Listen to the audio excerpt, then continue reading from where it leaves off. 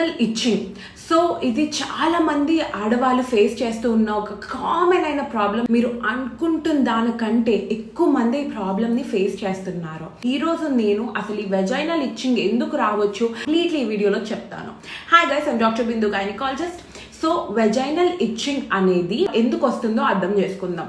Either మీకు fungal infection ఉండొచ్చు, అంటే ఫంగల్ ఇన్ఫెక్షన్లోని మీరు ఇచ్చింగ్తో పాటు బాగా అక్కడ రెడ్ అవ్వడము అండ్ కొంచెం పెయిన్ రావడము చూస్తారు, బర్నింగ్ సెన్సేషన్ ఉంటుంది అనమాట.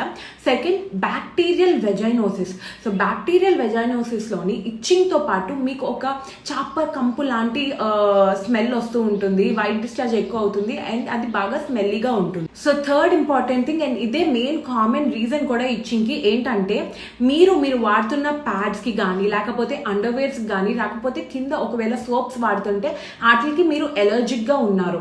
సో దానివల్ల కూడా వెజైనల్ ఇచ్చింగ్ ఎక్కువ అయ్యే ఛాన్సెస్ ఉంటాయి. అండ్ తర్వాత వెజైనా బాగా డ్రై అయిపోయినా కూడా వెజైనల్ ఇచ్చింగ్ వచ్చే ఛాన్సెస్ ఉంటాయి. సెక్షువల్లీ ట్రాన్స్మిటెడ్ డిసీజెస్ వల్ల కూడా వెజైనల్ ఇచ్చింగ్ వచ్చే ఛాన్సెస్ ఉంటాయి. సో మీరు అసలు డాక్టర్ని ఎప్పుడు కలవాలి అంటే, మీకు ఒకవేళ ఇచ్చింగ్ కనుక 3 నుండి 4 రోజుల దాకా పర్సిస్టెంట్గా ఉంటుంది అండ్ దాంతోపాటు బాగా ఎక్కువ వైట్ డిశ్చార్జ్ అవుతుంది అండ్ బాగా స్మెల్ ఎక్కువ వస్తుంది, అక్కడ కింద ఏమైనా పుండుల్లాగా ఫామ్ అయినా వెంటనే మీరు వెళ్ళి ఒక గైనకాలజిస్ట్ని వెజైనల్ ఇచ్చింగ్ రాకుండా ఎలా మీరు జాగ్రత్త పడాలి అంటే, ఫస్ట్ మీరు దయచేసి ఆల్వేస్ బ్రీతబుల్ కాటన్ అండర్వేర్స్ తీసుకోండి. పాలిస్టర్ చాలా చాలా డిఫరెంట్ మెటీరియల్స్లో వస్తాయి అండర్వేర్స్, బట్ మీరు చూస్ చేసుకోవాల్సింది బ్రీతబుల్ కాటన్ అండర్వేర్స్. అది కూడా బాగా టైట్గా ఉండకూడదు, కరెక్ట్గా మీకు ఫిట్ అయ్యేటట్టు చూసుకోండి. అండ్ సెకండ్, చాలా మంది సజెస్ట్ చేస్తారమ్మా నీకు ఇచ్చింగ్ ఉంది కదా, హాట్ వాటర్ తీసుకుని సోప్ తీసుకుని బాగా కింద వాష్ చేసేసుకో అని చెప్పి.